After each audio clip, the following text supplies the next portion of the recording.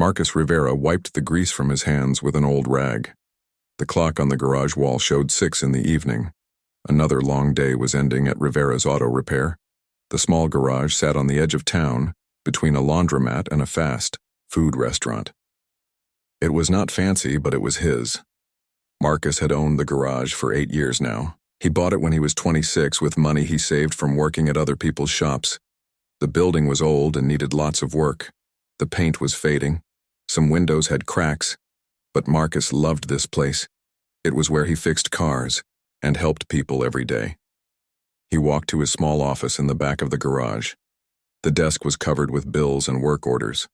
Business was slow these days. People were taking their cars to the big chain stores in the mall. They offered cheap oil changes and flashy advertising. Marcus could not compete with their prices, but he knew he did better work. He cared about every car that came through his doors. Marcus sat down and opened the mail. Most of it was bills: electric bill, parts supplier bill, insurance bill. He sighed and put them in a pile. Then he saw something different: a fancy white envelope with his name written in gold letters. The paper felt expensive and smooth. He opened it carefully. Inside was an invitation printed on thick paper. It had gold edges and fancy writing. Marcus read it slowly. Thomas Wellington III requests your presence at a celebration dinner. Join us for an evening of fine dining and entertainment as we celebrate the merger of Wellington Industries with Morrison Group. Date: Saturday, October 15th. Time: 7:00 p.m. Location: Wellington Estate, 1247 Hillcrest Manor Drive. Dress: formal. Marcus stared at the invitation. Thomas Wellington. He remembered that name from high school. Tommy Wellington had been one of the popular kids. His family had lots of money even back then. Tommy always had the newest clothes and the nicest car. He never talked to kids like Marcus who came from working families. Marcus tried to remember the last time he saw Tommy. It was probably at graduation 15 years ago. They had not been friends in school. They ran in very different circles. Tommy was student body president and captain of the tennis team. Marcus worked part-time at a gas station and took shop classes. Why would Tommy invite him to this party? Marcus looked at the invitation again. Maybe Tommy was inviting everyone from their graduating class. Maybe he wanted to show off his success to all his old classmates. Rich people sometimes did things like that. Marcus put the invitation on his desk and went back to cleaning up the garage. He swept the floor and put his tools away. But he kept thinking about the invitation. Part of him wanted to throw it in the trash. What would he do at a fancy party with rich people? He did not own a suit. He did not know how to talk about business mergers or whatever rich people talked about. But another part of him was curious. He had always wondered what happened to his old classmates. Most of them had gone to college. Some probably became doctors or lawyers or business owners. Marcus had gone straight to work after high school. His family needed the money, and college was too expensive. Marcus locked up the garage and walked to his truck. It was a 1998 Ford pickup with over 200,000 miles on it. The paint was faded and there was a dent in the passenger door. But the engine ran smooth because Marcus took good care of it. He climbed in and drove home to his small apartment above Mrs. Garcia's bakery. The apartment was tiny but clean. Marcus had lived there for 6 years. The rent was cheap and Mrs. Garcia was like a grandmother to him. She often brought him fresh bread and worried that he did not eat enough. The place smelled like cinnamon and flour from the bakery below. Marcus heated up leftover pizza in the microwave and sat at his small table. He looked at the invitation again. The party was this Saturday. That was only 3 days away. If he was going to go, he needed to find something decent to wear. He opened his closet and looked at his clothes. Work shirts, jeans, a couple of old sweaters. He had one button-down shirt that he wore to church sometimes. It was blue and a little faded, but it was clean. He had one pair of dark pants that might work. No tie, though, and no jacket. Marcus thought about his bank account. After paying bills this month, he had about $200 left. He could not afford to buy a suit. But maybe he could borrow something. His neighbor Carlos was about the same size. Carlos worked at the bank and wore suits sometimes. The next morning, Marcus knocked on Carlos's door. Carlos was getting ready for work. He was putting on a gray suit and black tie. "Marcus, what's up, man?" Carlos said. "You need something?" "This might sound weird," Marcus said, "but I got invited to this fancy party. I need to borrow some nice clothes. You think you have anything that might fit me?" Carlos smiled. "A fancy party? Look at you moving up in the world. Come in. Let me see what I got." Carlos went through his closet and found a black suit. It was a little tight on Marcus, but it would work. He also gave him a white shirt and a blue tie. "Take the whole outfit," Carlos said. "Just get it dry cleaned when you're done." "Where's this party at?" "Some rich guy from high school," Marcus said. "Wellington Estate up on Hillcrest." Carlos whistled. "That's serious money up there. Those houses are like mansions. What's the occasion?" "Business merger celebration," Marcus said. "I have no idea why he invited me. We barely knew each other in school." "Maybe he's trying to reconnect with old friends," Carlos suggested. "Rich people get lonely sometimes. All that money but no real relationships." Marcus thanked Carlos and took the clothes home. He tried on the suit again. It was snug but looked okay. He practiced tying the tie in the mirror. He had not worn a tie since his father's funeral 5 years ago. Saturday evening came quickly. Marcus showered and put on the borrowed suit. He combed his hair and looked at himself in the mirror. He looked different, more formal, like someone who might belong at a fancy party. But he still felt like himself underneath, just a mechanic in borrowed clothes. Marcus drove his old truck through the wealthy part of town. The houses got bigger and bigger as he climbed the hill. Hillcrest Manor Drive was lined with massive homes behind iron gates. Each house sat on acres of perfectly manicured lawn. Mercedes and BMWs sat in circular driveways. He found 1247 and stopped at the gate. A security guard checked his invitation and waved him through. The Wellington estate was enormous. The house looked like something from a movie. White columns, marble steps, huge windows glowing with warm light. Cars worth more than Marcus made in a year were parked along the circular driveway. Marcus parked his truck between a Porsche and a Lexus. It looked out of place, like a mutt at a dog show. He sat for a moment, gathering his courage. He could still turn around and leave. No one would notice if he didn't show up. But something made him stay. Maybe it was curiosity. Maybe it was the hope that people had changed since high school. Maybe he could make some connections that might help his business. Rich people had nice cars that needed work. Marcus got out of his truck and walked toward the front door. The marble steps were spotless. The brass door handles gleamed. He could hear music and laughter coming from inside. He took a deep breath and rang the doorbell. A man in a black suit opened the door. He looked at Marcus with polite interest. "Good evening, sir. Welcome to Wellington Estate. May I have your name?" "Marcus Rivera," he said, showing his invitation. The man checked a list and smiled. "Of course, Mr. Rivera. Right this way, please." Marcus stepped inside and his mouth fell open. The entry hall was bigger than his entire apartment. A crystal chandelier hung from the ceiling. The floor was polished marble. A curved staircase led to the second floor. Paintings in gold frames covered the walls.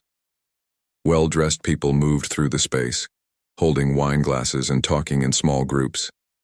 The men wore expensive suits. The women wore elegant dresses and jewelry that sparkled in the light. Everyone looked comfortable and confident. Marcus felt like he was in a different world, a world where he clearly did not belong. But he was here now. There was no turning back. Marcus followed the man in the black suit through the mansion. They walked past rooms filled with expensive furniture and more paintings than Marcus had ever seen in one place. The carpet under his feet was so thick it felt like walking on clouds. Everything in this house probably cost more than he made in a year. "The cocktail reception is in the main salon," the man said, leading Marcus through tall doors. "Dinner will be served at 8 o'clock in the dining hall." The main salon was huge. At least 50 people were scattered around the room, talking and laughing. Waiters in white jackets moved between the guests, carrying silver trays with champagne and fancy food on tiny plates. Marcus had never seen food that small before. Each bite looked like a work of art. Marcus stood near the entrance, not sure where to go or what to do. He watched the other guests.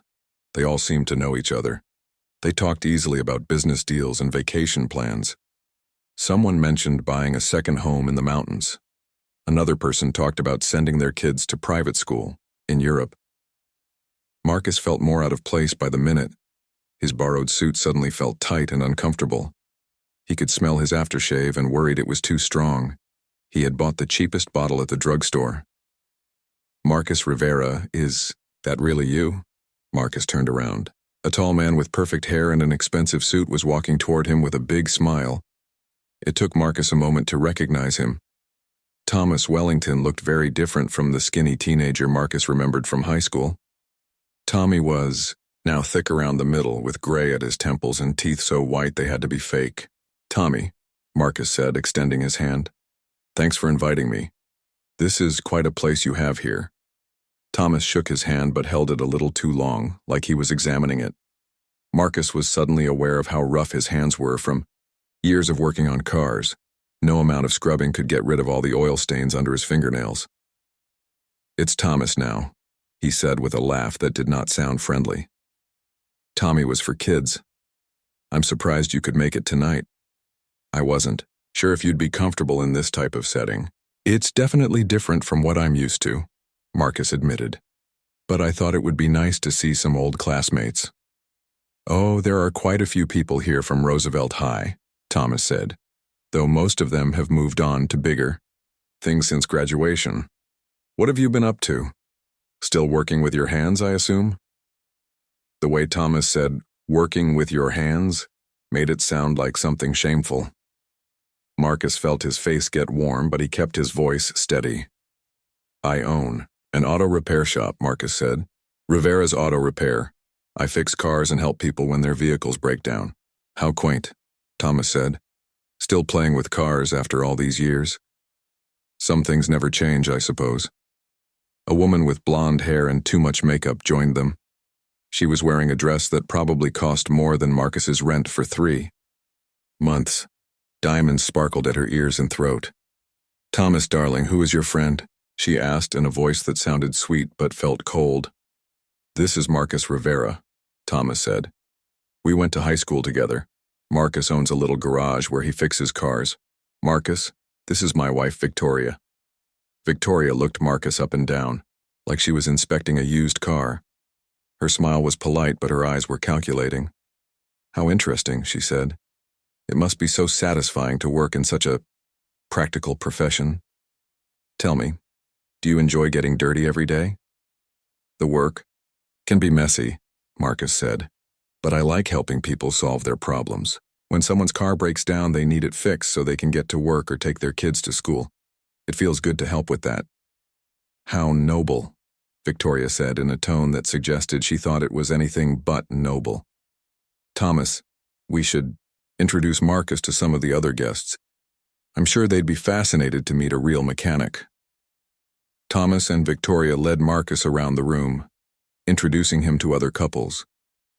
Each introduction felt like a small humiliation. Thomas always mentioned that Marcus worked on cars or owned a little garage. The way he said it made Marcus's honest work sound like a hobby or a failure. Marcus met David Morrison, the man whose company was merging with Wellington Industries. David was shorter than Marcus but carried himself like he owned the world. When Thomas introduced Marcus as our local car mechanic, David barely shook his hand. "Interesting," David said. "I don't think I've ever met a mechanic at one of these events. Do you specialize in any particular type of vehicle?" "I work on everything," Marcus said.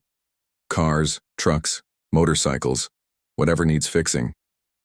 "How refreshing," said David's wife, a thin woman with sharp features. "Someone who actually works for a living instead of just managing other people's money." Her comment created an awkward silence.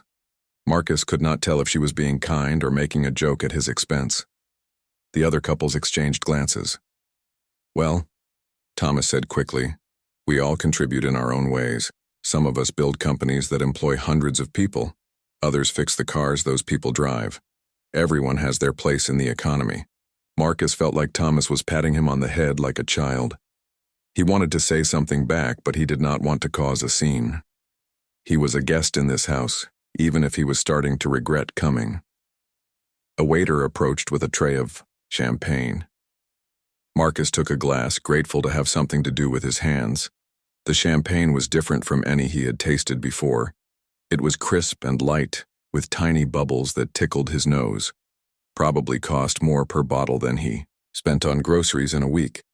"So Marcus," said a man named Richard who owned several restaurants, "what kind of car do you drive? Something you fixed up yourself, I imagine." "A Ford pickup," Marcus said. 1998. It's reliable transportation." Richard laughed. "A pickup truck to a Wellington party. That takes confidence. I admire that. Most people would be embarrassed to drive something so practical to an event like this." "There's nothing embarrassing about a working vehicle," Marcus said, starting to feel defensive. "Of course not," Richard said quickly. "I just meant that most people try to impress at these gatherings. You clearly don't feel the need to pretend to be something you're not. That's refreshing." Marcus was not sure if Richard was complimenting him or insulting him. Everything these people said seemed to have two meanings. They smiled while they spoke, but their words had sharp edges. More people joined their conversation circle. Marcus was introduced to lawyers, doctors, business owners, and real estate developers.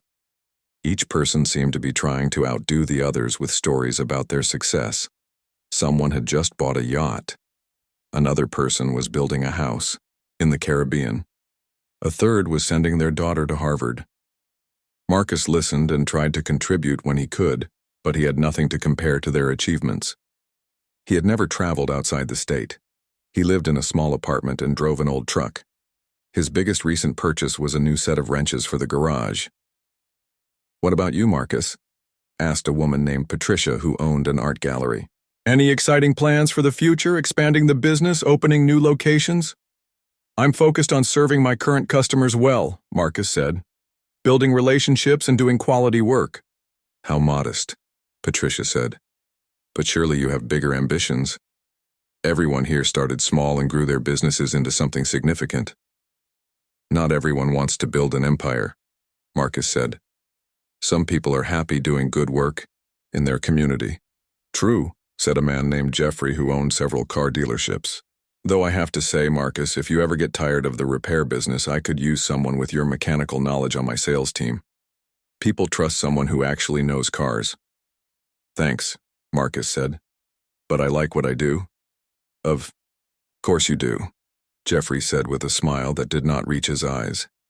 "I just thought you might want to make some real money for a change." The comment hung in the air like smoke. Marcus felt every person in the circle looking at him, waiting to see how he would respond. He could feel his face getting hot. These people were treating him like their entertainment for the evening. The poor mechanic they could poke and prod and feel superior to. "I make enough to live comfortably," Marcus said quietly. "I'm sure you do," Thomas said, putting his hand on Marcus's shoulder in a way that felt condescending. "Not everyone needs to drive a Mercedes or live in a mansion. There's dignity in simple living." A bell chimed somewhere in the house. The sound was clear and musical, like church bells but smaller. "Dinner is served," announced the man in the black suit who had greeted Marcus at the door. The guests began moving toward another room. Marcus followed, feeling like he was walking deeper into enemy territory. The dining room was even more impressive than the salon. A long table stretched down the center, covered with white cloth and set with more forks and spoons than Marcus had ever seen at one place setting. Crystal glasses caught the light from another enormous chandelier. Name cards marked each seat. Marcus found his name about halfway down the table, between two women he had not met yet. As people took their seats, Marcus noticed that all the successful business people were clustered near Thomas at the head of the table. Marcus was clearly seated with the lesser guests. The woman to his left introduced herself as Helen, a teacher at a private school. Thomas Wellington stood at the head of the long dining table, holding a crystal glass filled with golden champagne. The chandelier above cast perfect light on his expensive suit and confident smile. All conversation stopped as the 50 guests turned their attention to their host. "Ladies and gentlemen," Thomas began, his voice carrying easily through the dining room. "Thank you all for joining Victoria and me tonight to celebrate a truly historic moment." Marcus picked at the small salad in front of him. It had vegetables he could not identify and a dressing that tasted like flowers. He would have preferred a simple garden salad, but this was clearly not that kind of meal. "Today marks the completion of the merger between Wellington Industries and Morrison Group," Thomas continued. "Together, we will create the largest manufacturing consortium on the East Coast. This deal represents not just business success but the power of vision and determination." Polite applause filled the room. Marcus clapped along, though he had no idea what Wellington Industries actually made. Thomas had never mentioned specifics when they talked earlier. "But tonight is about more than business," Thomas said, his smile growing wider. "It's about celebrating how far we've all come since our humble beginnings. I look around this room and see doctors, lawyers, business leaders, innovators, people who took their dreams and made them reality through hard work and smart choices." Marcus felt a knot forming in his stomach. Something about Thomas's tone made him nervous, the way Thomas looked around the room, his eyes seeming to search for something or someone. "Of course," Thomas continued, "not everyone chooses the same path in life. Not everyone has the vision or drive to build something significant. And that's perfectly fine. The world needs all kinds of people." Thomas's eyes found Marcus and stayed there for a moment. Marcus felt like a deer caught in headlights. Several other guests followed Thomas's gaze, turning to look at Marcus with curious expressions. "Take my old high school classmate Marcus Rivera, for example," Thomas said, raising his glass toward Marcus. "Marcus chose a simpler path. While some of us were building companies and creating jobs, Marcus stayed local. He fixes cars, and there's nothing wrong with that." The room was completely silent now. Marcus felt his face burning with embarrassment. Every person at the table was looking at him. Some had sympathetic expressions, others looked amused. A few seemed uncomfortable with where this was heading. "Marcus represents the backbone of America," Thomas went on, his voice taking on a mocking tone that he tried to disguise as praise. "The simple working man who keeps our cars running so the rest of us can get to our important meetings and business deals." A few people laughed nervously. Marcus wanted to disappear into his chair. He looked down at his hands, the same hands that Thomas was essentially mocking for being dirty and working class. "I remember Marcus from high school," Thomas said clearly, enjoying himself now. "Always in shop class, always covered in grease, always talking about engines instead of economics or literature. Even then we could see he was destined for a hands-on career." More laughter, louder this time. Marcus glanced up and saw some people openly grinning at his expense. Victoria Wellington was smirking behind her wine glass. The business leaders near Thomas were chuckling like they were watching a comedy show. "But you know what I admire most about Marcus?" Thomas asked, his voice dripping with false sincerity. "He's comfortable with his limitations. He never tried to be something he wasn't. No college, no big dreams, no unrealistic ambitions. Just a simple man living a simple life." David Morrison, the merger partner, spoke up from his seat near Thomas. "That's quite refreshing in today's world. So many people want more than they're capable of achieving. It's good to see someone who knows their place." The comment drew more laughter. Marcus felt like he was being dissected in front of an audience. These people were treating his life like it was a joke, his choices like they were evidence of failure or lack of intelligence. "Tell us, Marcus," Thomas said directly to him. "Do you ever regret not pursuing higher education? Do you ever wonder what you might have accomplished with more ambition?" All eyes turned to Marcus. The room was so quiet he could hear the gentle clink of crystal glasses and the soft rustle of expensive clothing. Marcus knew that whatever he said would be twisted into more entertainment for these people. "I'm satisfied with my life," Marcus said quietly, trying to keep his voice steady. "I help people solve their problems. That feels meaningful to me." "How wonderfully humble," said a woman Marcus had not met, her voice saccharine sweet. "It's so rare to meet someone with such modest expectations."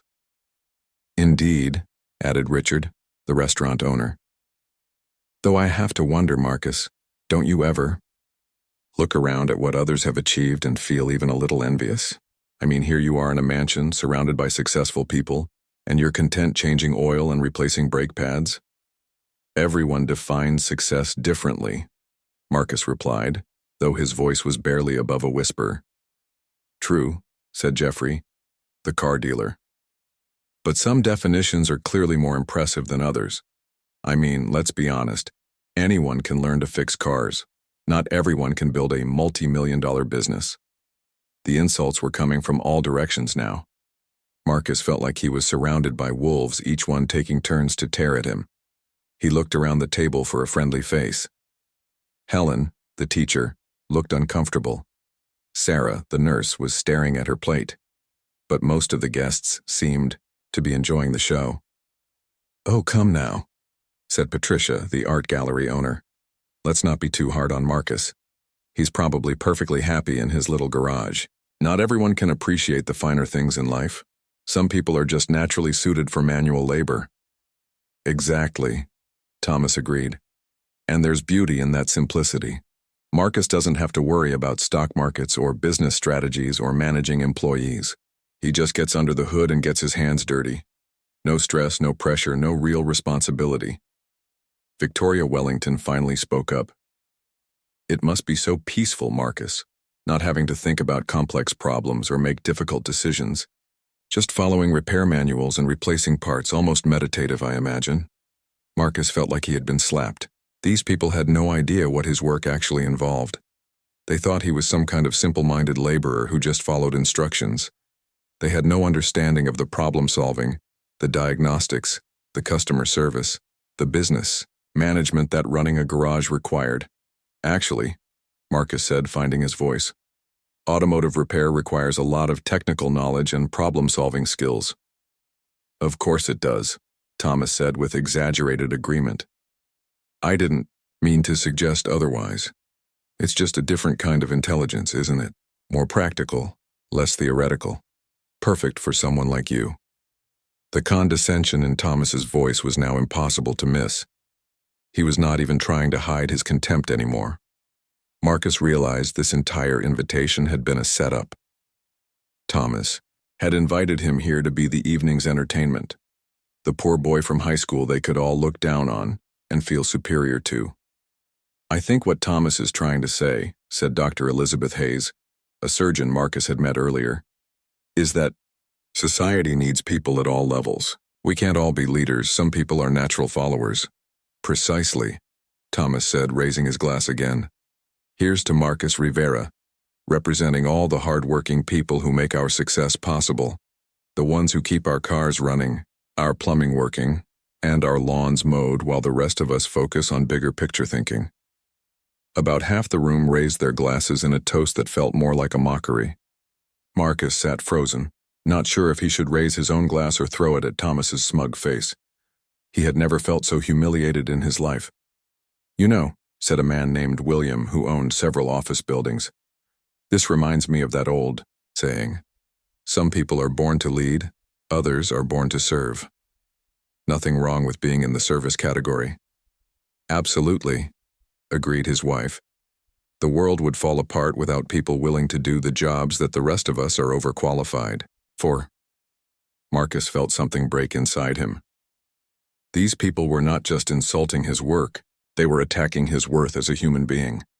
They saw him as less than them, as someone who existed only to serve their needs. I remember in high school, Thomas continued, clearly not done with his performance. Marcus used to eat lunch alone, in the shop classroom. Even then, he preferred the company of tools to people, probably felt more comfortable around simple machines than complex social situations. Several people laughed at this memory that Thomas had probably invented on the spot. Marcus had actually eaten lunch in the shop classroom because he was working part-time and often used lunch periods to finish assignments he could not complete at home due to his job. Some people are just naturally antisocial, added Victoria.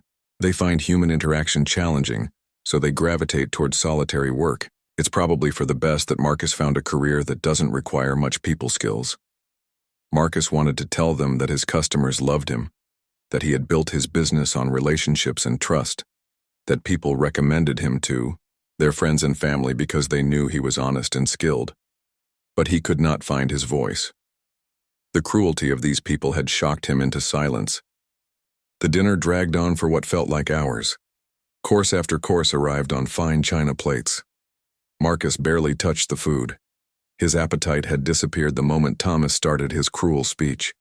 He sat quietly while the conversations flowed around him, feeling like a ghost at his own humiliation. The successful guests talked about their businesses, their investments, their children's expensive schools. They name-dropped politicians and celebrities they claimed to know personally. Everything was about status and wealth and showing off how important they were. Marcus noticed that Helen, the teacher sitting next to him, had also grown quiet. Sarah, the nurse on his other side, seemed uncomfortable too. They were both decent people who clearly did not enjoy watching someone get torn apart for sport. "This food is incredible," Sarah whispered to Marcus during a brief lull in conversation. "But I have to say, the company could be better." Marcus nodded, grateful that at least someone at this table had basic human decency. "I'm starting to wonder why I came," he whispered back. "Some people have money but no class," Helen said quietly. "Present company excluded, of course."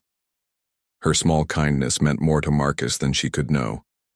He had begun to think that every person in this room saw him as inferior. It helped to know that not everyone enjoyed watching others suffer. After the main course, Thomas stood up again. Marcus's stomach clenched, fearing another round of public humiliation. But this time, Thomas seemed focused on business matters.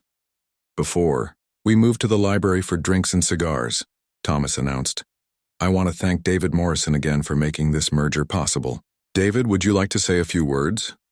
David stood up, straightening his expensive tie. He was a small man with sharp features and cold eyes.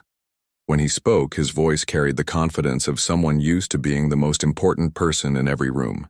"Thank you, Thomas," David began. "This merger represents everything I believe in. Success through vision, determination, and the courage to think big. We live in a world where mediocrity is accepted, even celebrated. Too many people settle for small lives and small dreams." Marcus felt like David was speaking directly to him, even though the businessman had not looked in his direction. "But tonight," David continued, "we celebrate excellence. We celebrate the American dream as it should be lived, not the watered-down version where everyone gets a participation trophy, but the real thing. The version where those with talent and drive rise to the top." Murmurs of agreement rippled through the crowd. These people loved hearing that they were special, that their wealth was proof of their superiority. "I look around this room and see the best of our society," David said. "People who refused to accept limitations, people who understood that in America, you can become anything you want to be if you're willing to work for it." The implication was clear. If you were not wealthy and successful like the people in this room, it was because you had not worked hard enough or were not smart enough to achieve more. Marcus thought about all the hours he put in at the garage. 12-hour days were normal for him. He worked weekends when customers needed emergency repairs. He had built his business from nothing, just like these people claimed to have done. The only difference was the size of his success, not the effort he put in. "Of course," David added with a slight smile, "not everyone has what it takes to build something meaningful. Some people are content to remain in service positions, supporting those of us who create value in the economy." There it was, again, the casual dismissal of anyone who was not wealthy. Marcus felt his anger starting to build, burning in his chest like a small fire. "That's why nights like this are so important," David concluded. "They remind us to appreciate how far we've come, and to keep pushing for even greater achievements. Here's to never settling for mediocrity." The toast was enthusiastic this time. Crystal glasses clinked as the successful guests celebrated their own excellence. Marcus raised his glass mechanically, but he did not drink. The champagne had lost its sparkle for him hours ago. As the dinner wound down, the guests began moving toward the library for after-dinner drinks. Marcus considered leaving, but something kept him in his seat.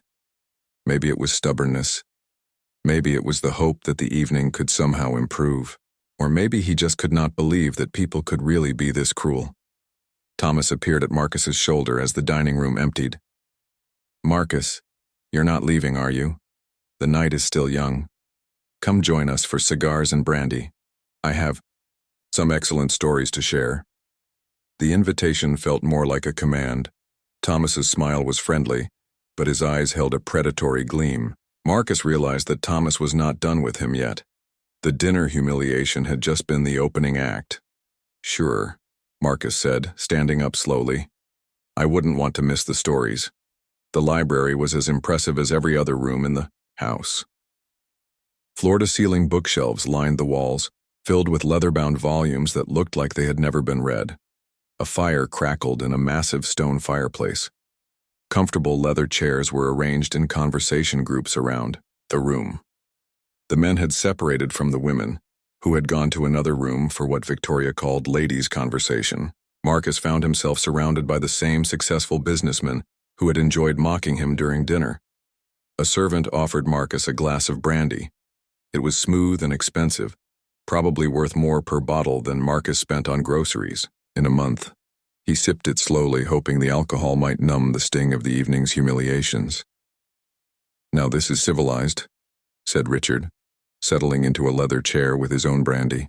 "Good food, fine drinks, and the company of successful men. This is how life should be lived." "Absolutely," agreed Jeffrey. "Though I have to say, it makes me appreciate how far we've all come. Remember when we were young and thought we knew everything, before we learned what real success looked like?" "Speak for yourself," laughed William. "I always knew I was destined for bigger things. Even in college, I could see which of my classmates would make it and which ones would end up in dead-end jobs." Marcus was starting to understand that these people had no awareness of how their words sounded to someone like him.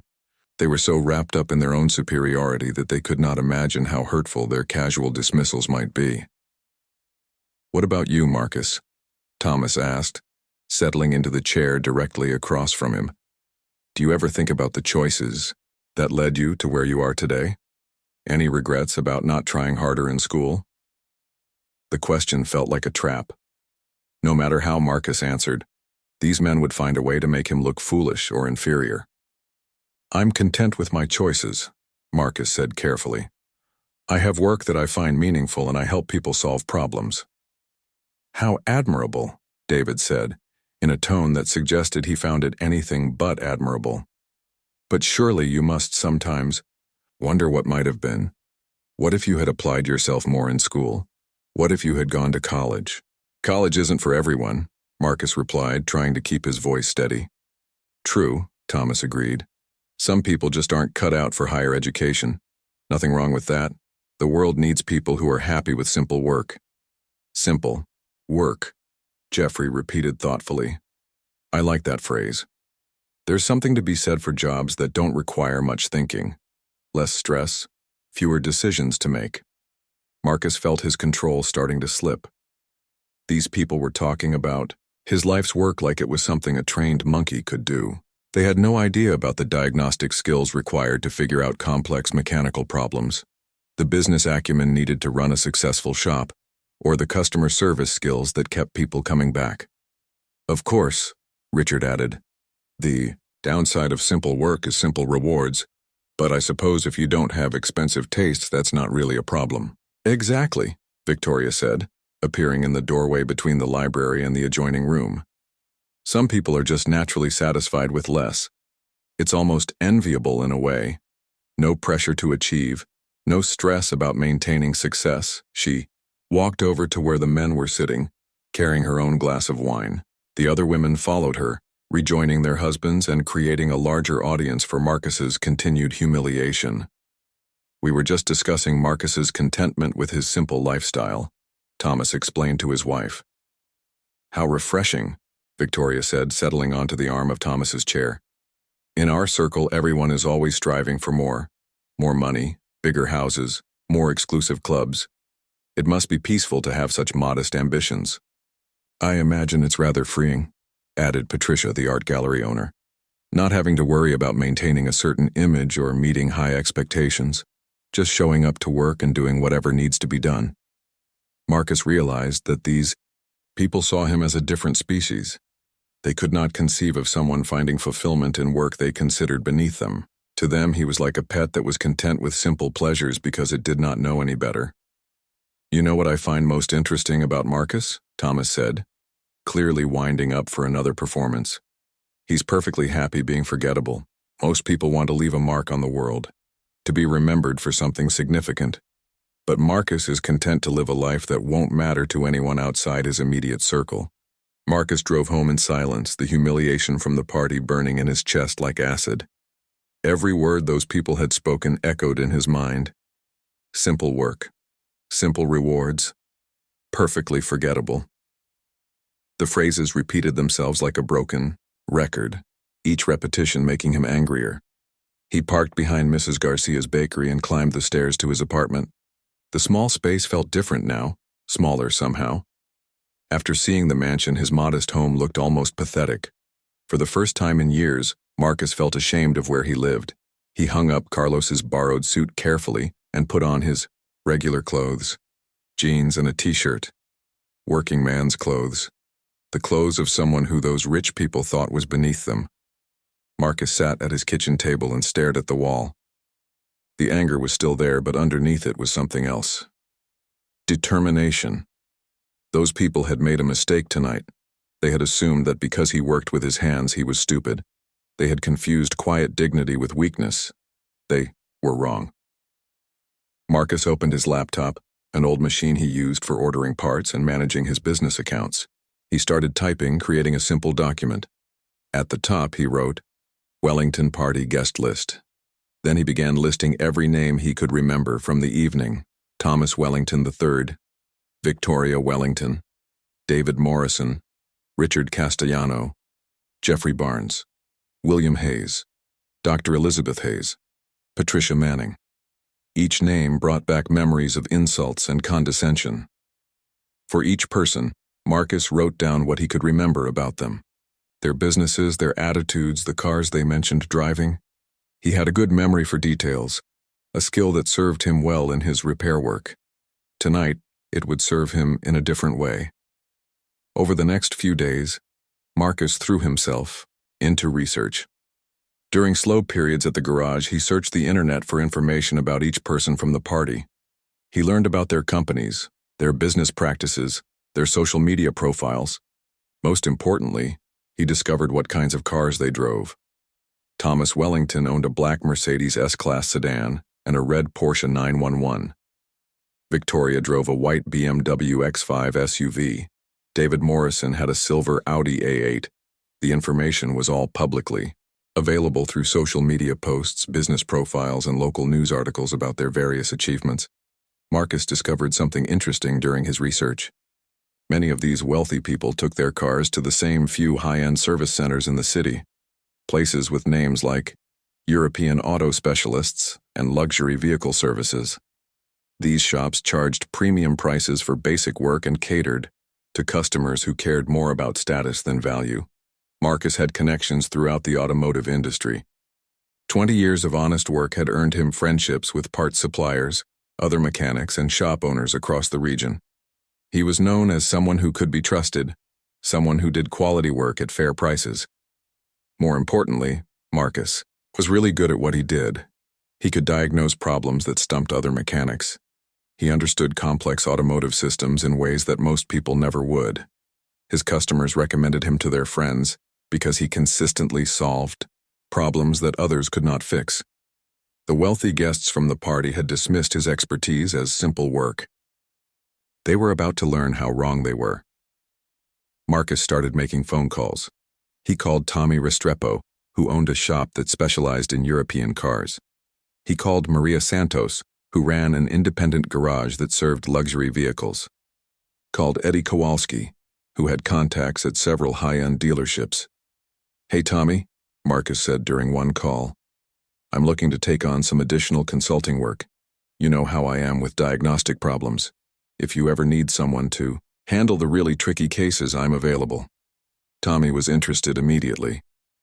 "Marcus, your reputation speaks for itself. I've got customers who specifically ask for mechanics with your kind of expertise. When can you start?"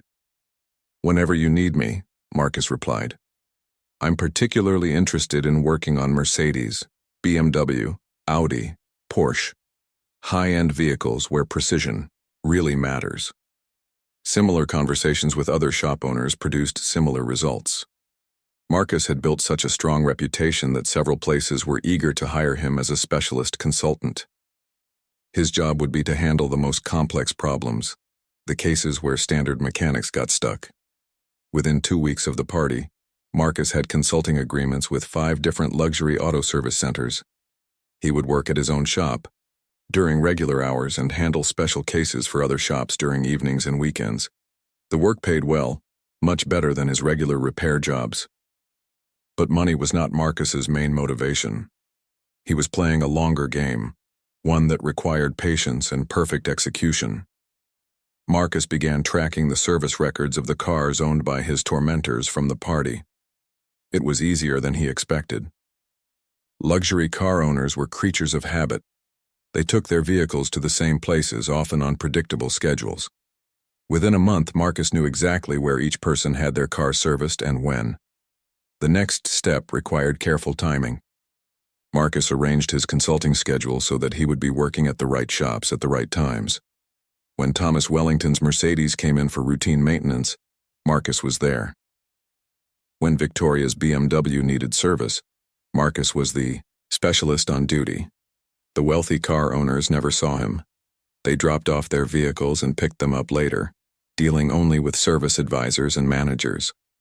Marcus worked behind the scenes, in the service bays where the real work happened. But Marcus saw their cars, and he knew exactly who they belonged to. Marcus did excellent work on every vehicle. Better than excellent, actually. He went beyond what was required, checking systems that other mechanics might ignore, fixing small problems before they became big ones, ensuring that each car ran better than it had in years. For Thomas's Mercedes, Marcus noticed that the transmission was showing early signs of wear. Instead of just completing the oil change that was requested, Marcus adjusted the transmission settings and replaced a small sensor that would have failed within 6 months. The car left the shop running smoother than it had since it was new. When David Morrison's Audi came in for brake service, Marcus discovered that the electrical system had several minor issues that could have led to expensive failures down the road. He fixed them all, even though they were not part of the original service order. Marcus was meticulous with every car. He used the highest quality parts, followed every procedure perfectly, and tested each system thoroughly before declaring the work complete. The cars that left his care were in better condition than when they arrived. But Marcus also did something else with each vehicle. He learned everything about it. He memorized the maintenance history, noted every quirk and characteristic, studied every system until he understood exactly how that particular car worked. Most importantly, Marcus kept detailed records of his work. He documented every service he performed, every part he replaced, every adjustment he made. He photographed the work in progress and created comprehensive files for each vehicle. The wealthy car owners had no idea that the mechanic they had humiliated was now intimately familiar with their most expensive possessions. They did not know that Marcus had personally ensured their vehicles were running at peak performance. They certainly did not realize that their cars were now better maintained than they had ever been. Marcus's reputation in the luxury auto service community grew quickly. Shop owners praised his diagnostic skills and attention to detail. Word spread that there was a specialist who could solve any problem and deliver perfect results every time.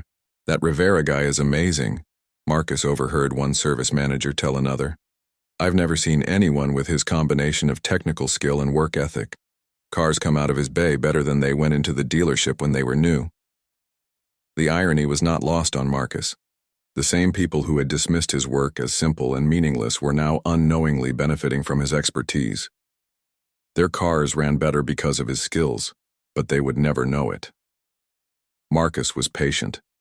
He took on more consulting work, handled more luxury vehicles, built an even stronger reputation in the high-end automotive service world. He worked on cars belonging to politicians, celebrities, and business leaders. His name became synonymous with excellence in luxury vehicle maintenance. All the while, Marcus continued to operate his own small garage. He still served his regular customers with the same honesty and dedication that had built his business.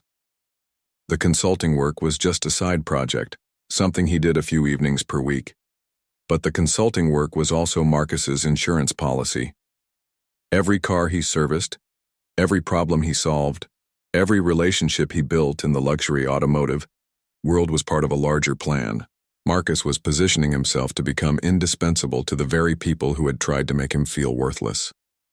3 months after the Wellington party, Marcus had worked on vehicles belonging to 7 of the people who had humiliated him. They had no idea who he was or what he had done for them. To them, he was still just a simple mechanic with a small garage on the wrong side of town. They had no idea that their comfortable, worry-free driving experiences were largely due to his expertise. They did not know that problems they never experienced had been prevented by his careful attention to detail. 6 months after the Wellington party, Marcus had become a legend in the luxury automotive service industry. His reputation for solving impossible problems had spread throughout the city. Shop owners competed to get him to work on their most challenging cases. Wealthy car owners specifically requested that their vehicles be handled by that specialist everyone talks about. Marcus enjoyed the respect he was earning, but he never forgot the real reason for his success in this world. Every perfectly maintained Mercedes, every flawlessly running BMW, every smoothly operating Porsche was a reminder of the people who had tried to humiliate him. The irony was delicious.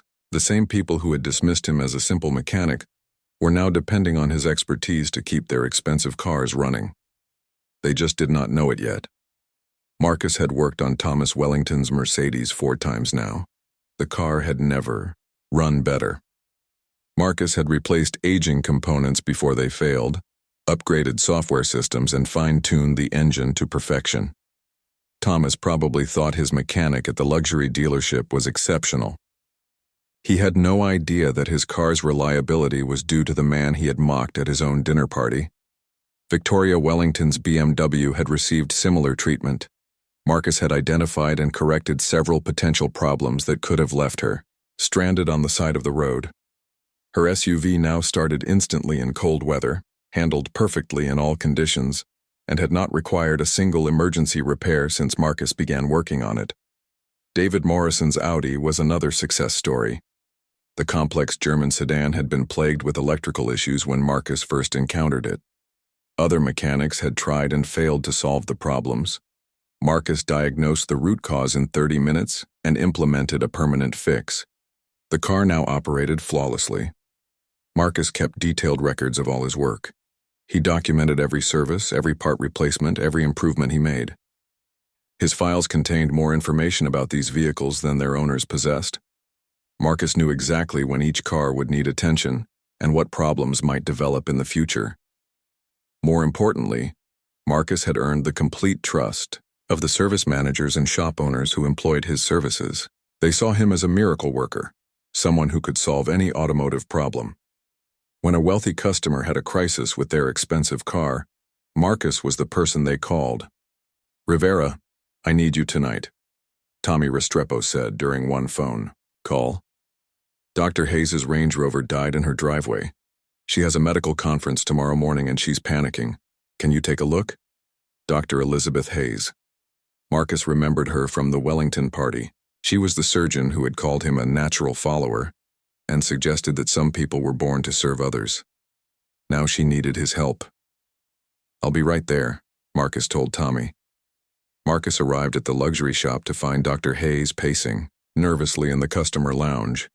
She was still arrogant and demanding, barking orders at the service staff and complaining about the inconvenience of her car breaking down. "This is completely unacceptable," she was saying to the service manager. "I paid over $100,000 for this vehicle. It should not just stop working. I have important commitments tomorrow." Marcus studied the Range Rover and quickly identified the problem. A sensor in the fuel system had failed, causing the engine management computer to shut down the vehicle as a safety precaution. It was a common issue with this model year, but Most mechanics would need hours to diagnose it properly. Marcus had the car running in 45 minutes. He replaced the faulty sensor, reset the computer system, and tested all related components to ensure there would be no repeat failures. Dr. Hayes's Range Rover was now more reliable than when she first bought it.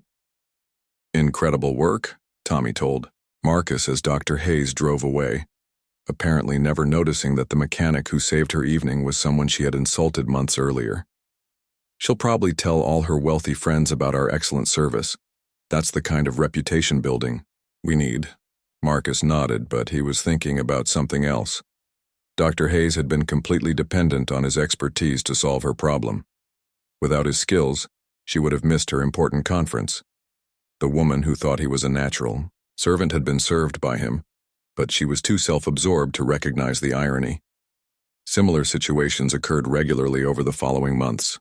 Marcus found himself rescuing the same people who had humiliated him at the Wellington party.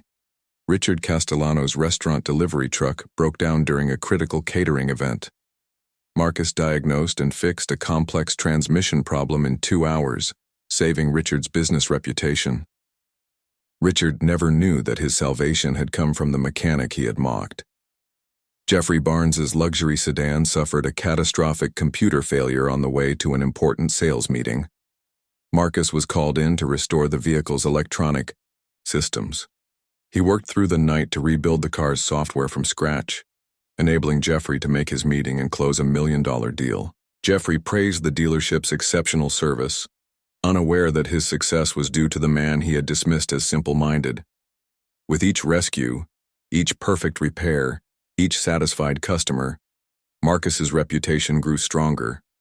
The luxury, automotive service community now considered him indispensable. Shop owners paid premium rates for his consulting services.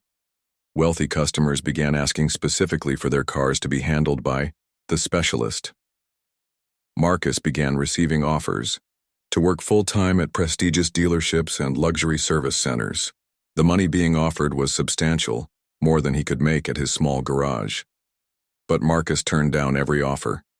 He preferred to maintain his independence and his own business. Besides, working at a single location would limit his access to the cars belonging to his former tormentors. As a consultant who worked at multiple shops, Marcus could ensure that he personally handled their vehicles whenever they needed service. The arrangement was perfect for Marcus's long-term plans. He was building an empire of excellence in the luxury automotive world while maintaining his modest public profile. To most people, he was still just the owner of a small garage on the edge of town. But to the people who mattered in the high-end automotive service industry, Marcus Rivera was the best mechanic in the city. Marcus also began expanding his network of contacts and information sources. Service advisors told him about demanding customers and their automotive problems. Parts suppliers kept him informed about which vehicles were experiencing systematic issues.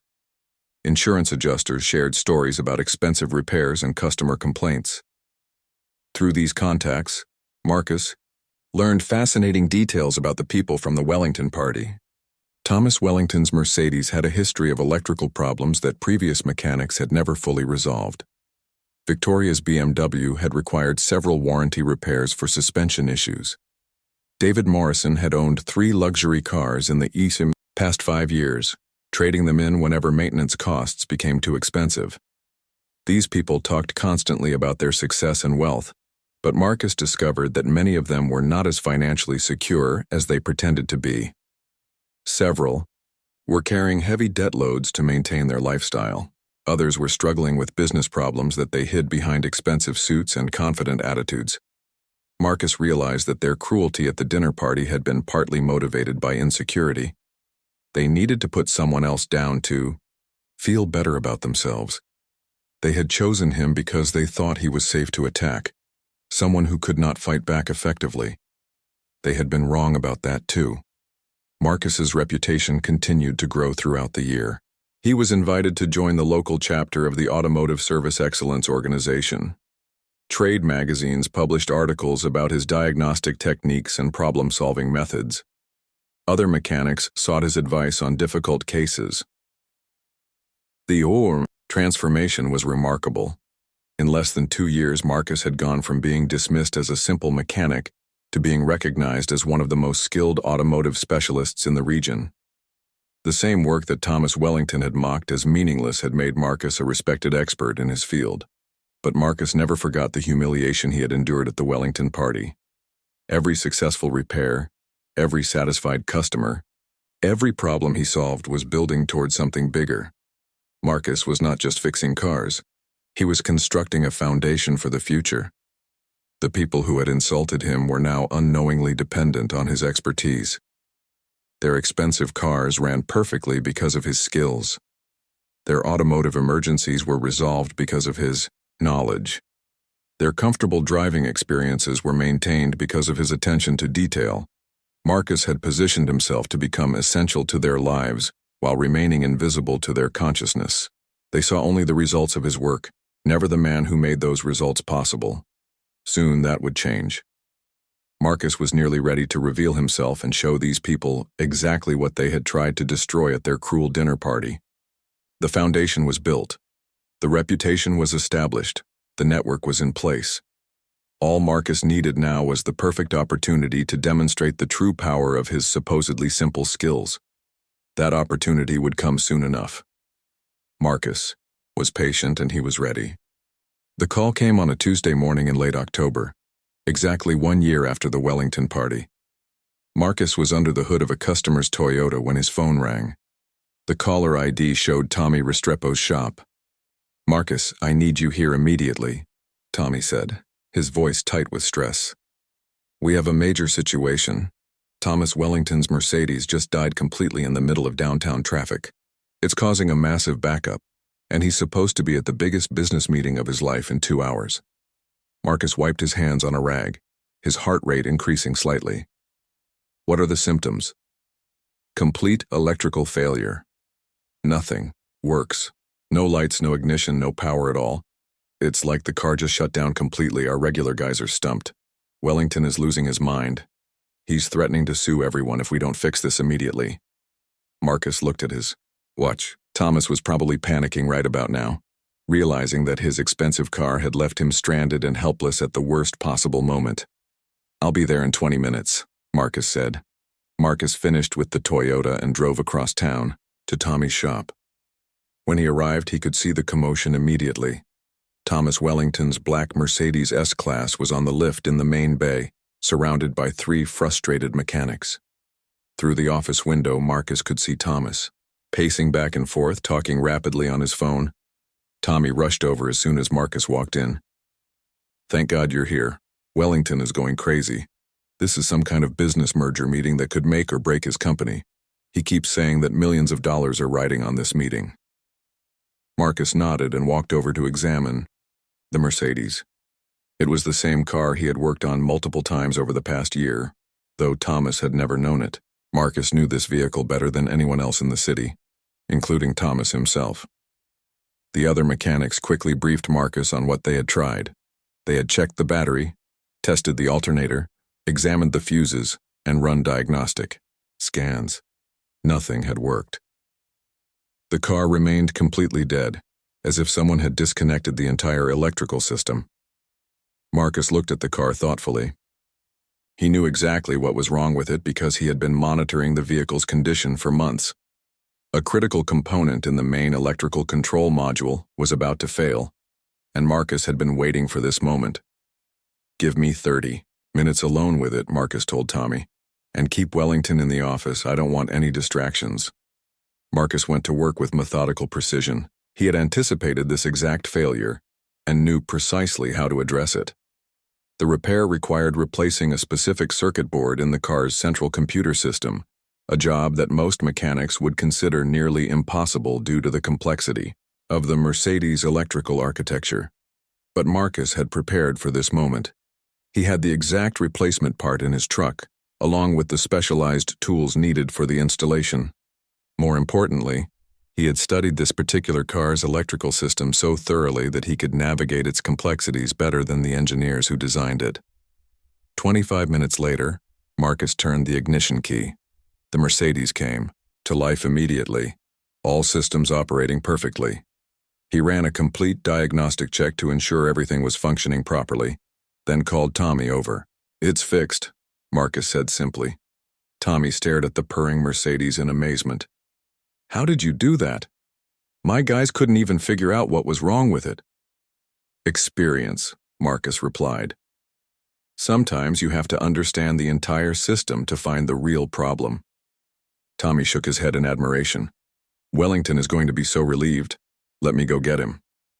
"Actually," Marcus said, "I'd like to explain the repair to him myself. This was a complex problem, and I think he should understand what happened, so he can prevent it from occurring again." Tommy looked surprised. Marcus rarely interacted directly with customers, preferring to work behind the scenes, but he nodded and went to get Thomas from the office. Thomas Wellington burst through the door to the service bay, his face flushed with stress and anger. He had loosened his expensive tie, and his normally perfect hair was disheveled. When he saw the Mercedes running smoothly, relief flooded his features. "Finally," Thomas exclaimed. "I was starting to think you people were completely incompetent. I cannot believe it took this long to fix a simple electrical problem." Marcus stepped forward, wiping his hands on a shop rag. "Actually, Mr. Wellington, it wasn't a simple problem at all. The failure was in your central electrical control module, which required replacement of a specialized circuit board." Thomas looked at Marcus for the first time, his eyes focusing on the mechanic's face. For a moment, there was no recognition. Then Marcus saw the exact instant when Thomas realized who he was looking at. Thomas's mouth fell open. His face went pale, then flushed red with embarrassment. He looked from Marcus to the Mercedes and back again, clearly struggling to process what was happening. "Marcus Rivera," Thomas said slowly, his voice barely above a whisper. "That's right," Marcus replied, calmly. "The simple mechanic from your party last year, the one whose work you called meaningless." The service bay fell silent. Tommy and the other mechanics sensed the tension but did not understand its source. They watched as Thomas struggled to find words. I had no idea," Thomas stammered. "That I was the one who fixed your car?" Marcus asked. "Actually, this is the 5th time I've worked on this Mercedes in the past year. Every time it came here for service, I was the mechanic who personally handled it." Thomas's eyes widened as the implications hit him. "You've been working on my car?" "Not just working on it," Marcus continued. "I've been maintaining it, improving it, and preventing problems that would have left you stranded months ago. The reason your Mercedes has been so reliable lately is because I've been taking care of it." Marcus pulled out a detailed folder from his toolbox. "Would you like to see the service records? I've documented everything I've done to keep your car running perfectly." Thomas stared at the folder as if it might bite him. The other mechanics were beginning to understand that something significant was happening, though they could not grasp the full story. "The transmission adjustment I made 6 months ago extended the life of your gearbox by at least 50,000 miles, Marcus explained conversationally. "The software update I installed in July improved your fuel economy by 12%. The sensor replacement I did in September prevented a failure that would have cost you $3,000 in repairs." With each revelation, Thomas looked more uncomfortable. The man who had publicly humiliated Marcus was learning that his comfortable driving experience had been entirely dependent on the expertise of the person he had mocked. Today's repair was more complex, Marcus continued. The electrical control module failure required custom programming and specialized knowledge of Mercedes systems. Most shops would have told you the car was totaled. Instead, I fixed it in 30 minutes because I knew exactly what was wrong and how to address it. Thomas finally found his voice. "Why?" he asked. "Why would you help me after what happened at the party?" Marcus looked at Thomas steadily. "Because I'm a professional. When a car needs repair, I fix it properly regardless of who owns it. That's what real mechanics do." The words hung in the air like a challenge. Thomas could not miss the implication. Marcus had demonstrated more class and professionalism in one morning than Thomas had shown during his entire cruel performance at the dinner party. "Mr. Wellington," Tommy interrupted, still confused but sensing the importance of the moment, "Marcus Rivera is the best automotive specialist in the city, maybe in the entire state. You're incredibly lucky that he was available to work on your car today. Thomas looked around the service bay, suddenly aware that everyone was watching him. The other mechanics had stopped their work to observe this strange interaction between the wealthy customer and the specialist who had just saved his day. I don't understand, Thomas said weakly. Why didn't anyone tell me that Marcus was working on my car? Because that's not how it works, Marcus explained patiently. When you bring your car to a shop, you trust the professionals to assign the best person for the job. You never asked who was doing the work, you just expected perfect results. Tommy nodded enthusiastically. Marcus handles all our most difficult cases. When wealthy customers need their cars fixed right, we call him. He saved more high-end vehicles than anyone else in the business.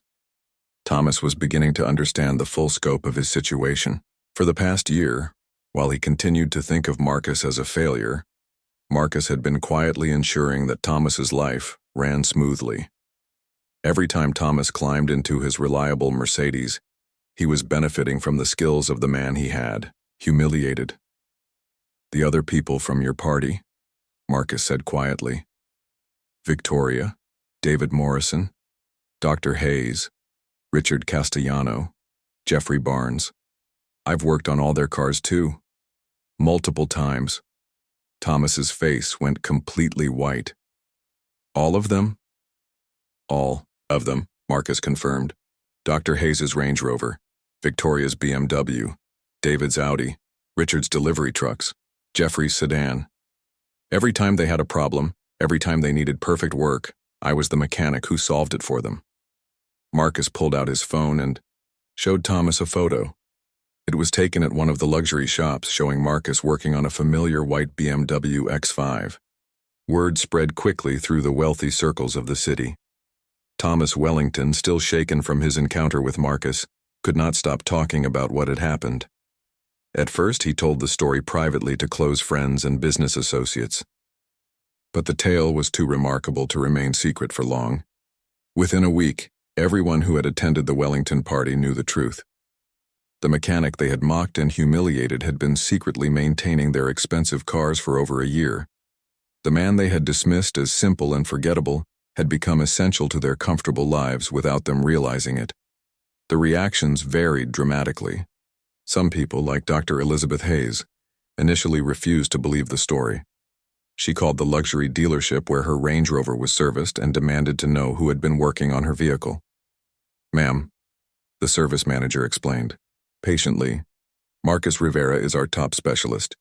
He personally handles all the complex repairs on high-end vehicles. Your Range Rover has received exceptional care under his supervision. Dr. Hayes hung up the phone in shock. The man she had called a natural follower had been responsible for keeping her expensive SUV running flawlessly. Every smooth start, every perfect drive, every problem that never occurred had been due to his expertise. David Morrison had a similar awakening when he contacted his Audi dealership. Mr. Rivera has worked on your vehicle multiple times, the service advisor informed him. He's resolved several complex issues that could have resulted in major failures. Your car's reliability record is exceptional, largely because of his attention to detail. The merger partner who had dismissed Marcus as someone content with mediocrity learned that his business success had been supported by the very person he had insulted. David's ability to attend important meetings, arrive at critical appointments on time, and maintain his professional image had all depended on Marcus's skills. One by one, the party guests discovered the same uncomfortable truth. Their automotive problems had been solved by Marcus. Their expensive cars ran perfectly because of his expertise.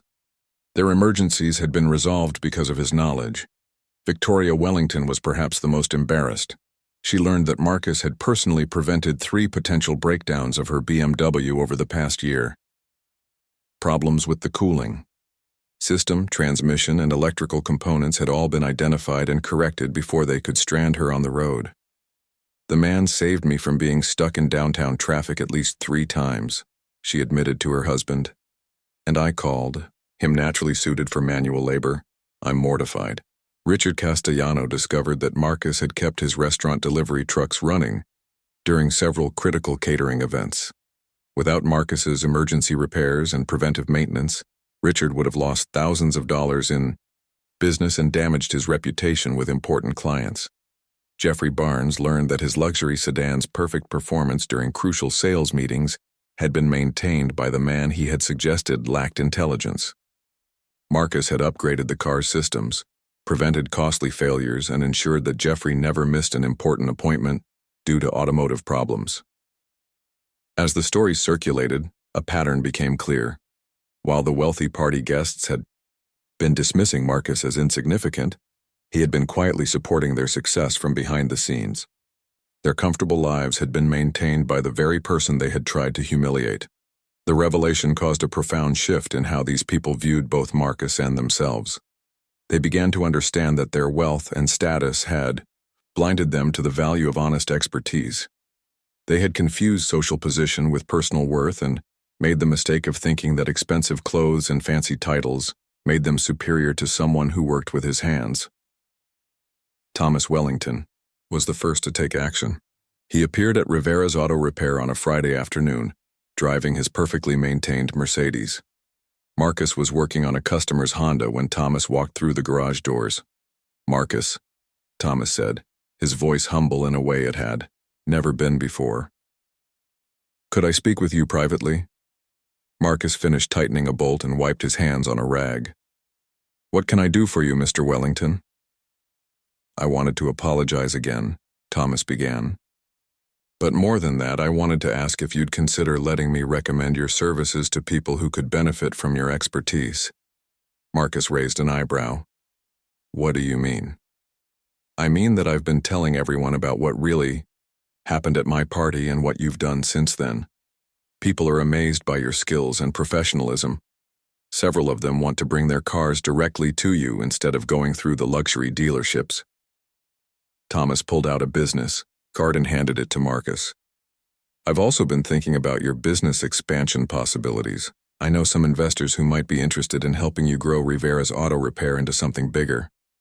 Marcus looked at the card thoughtfully. "That's generous of you, but I'm not sure I want to expand." "Why not?" Thomas asked, genuinely curious because bigger isn't always better, Marcus explained. "I like being able to personally handle my customers' needs. I like building relationships with people and earning their trust through quality work. If I get too big, I lose the personal touch that makes this business meaningful." Thomas nodded, slowly, beginning to understand something important about success that his wealth had previously obscured. Over the following months, other party guests began appearing at Rivera's Auto Repair. They came not as condescending customers slumming with the locals, but as people who genuinely needed Marcus's expertise and wanted to apologize for their previous behavior. Dr. Hayes brought her Range Rover directly to Marcus when it needed major service. "I owe you more than an apology," she told him. "I owe you my gratitude for all the times you kept me from being stranded when I needed to get to the hospital for emergency surgeries." David Morrison became one of Marcus's most enthusiastic supporters. "This man saved my business more times than I can count," he told other wealthy car owners. "While I was busy being impressed with myself, he was quietly making sure my life ran smoothly." Victoria Wellington started bringing all three of her family's vehicles to Marcus's garage. She also began recommending Rivera's Auto Repair to her friends, but always with the story of how she had initially underestimated and disrespected the most skilled mechanic she had ever encountered. The transformation in these people was remarkable. They had learned that true character was revealed not by wealth or social status, but by how someone responded to adversity and treated others. Marcus had shown them what real class looked like: competence without arrogance, strength without cruelty, success without the need to diminish others.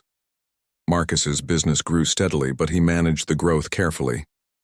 He hired 2 additional mechanics, both young people who shared his commitment to honest work and customer service. He expanded his garage by purchasing the vacant lot next door, but he kept the operation personal and community-focused. The luxury dealerships and service centers continued to seek Marcus's consulting services. His reputation in the automotive industry had become legendary. Trade publications wrote articles about his diagnostic techniques and customer service philosophy. Other mechanics traveled from distant cities to learn from him, but perhaps the most significant change was in how the wealthy community viewed skilled trades and manual labor. The Wellington Party guests became advocates for respecting expertise regardless of the setting where it was found. They learned to judge people by their character and competence rather than their social position or bank account. Thomas Wellington, in particular, underwent a complete transformation. He began supporting vocational education programs and scholarships for students interested in skilled trades. He frequently spoke about the importance of respecting all forms of honest work and the dangers of confusing wealth with worth. "I learned the hard way," Thomas would tell people, "that some of the most valuable people in our community are the ones we tend to overlook. The mechanic who keeps our cars running, the electrician who maintains our power, the plumber who ensures our comfort. These people have skills that our society depends on." Marcus watched these changes with quiet satisfaction. He had not set out to transform these people or teach them lessons about respect and dignity. He had simply done what he always did, excellent work with integrity and professionalism. But in doing so, Marcus had demonstrated something powerful about human nature and social justice. He had shown that true success was not about putting others down to build yourself up. Real achievement came from building something positive and letting the quality of your work speak for itself.